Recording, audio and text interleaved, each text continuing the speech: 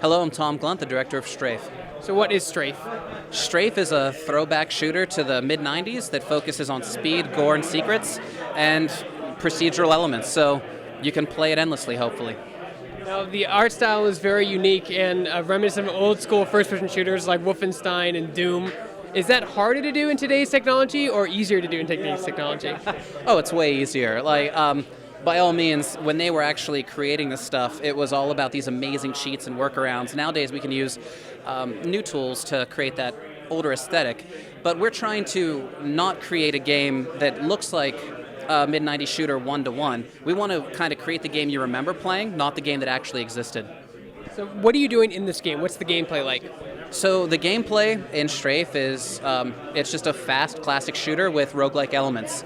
So we tell you a bit of a story in the beginning, but most of it focuses on just a really good feel of shooting and playing and survival. So you're leveling up your character, you're working on making your gun stronger, finding secrets, and making it back home. So talk about how the economy works in the game as well as some of the weapons you can use. Okay. So when you start the game, you choose between a shotgun, a machine gun, or a railgun that kind of sets your style of play.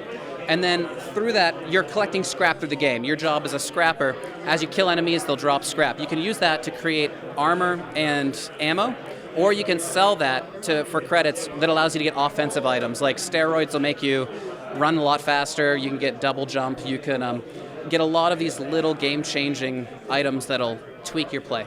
Is the game permadeath? The game is permadeath, and you can unlock shortcuts that'll take you to each zone.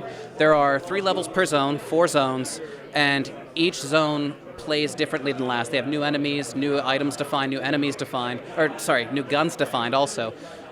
Because we have a gun as power-up system, so even though you choose one gun in the beginning of the game, you will pick up guns from around the environment, and you can't reload them. You just use the gun up, and then it becomes a weapon itself. So the pistol, when it's empty, you can then throw it like a ninja star and insta-kill an enemy. Did you guys go back and play Doom and Wolfenstein 3D and Dark Forces? So the game started because I had just played through Quake again in the early 2014, and even though it's been years since I completed it, I was like, I still remember where everything's at. How amazing would it be if there was like a randomized version of this, something that I could just jump into, play that core gameplay, get that feel, and just anytime I'm bored, I can just revisit that without having to become a speedrunner or just exhaust myself in these levels.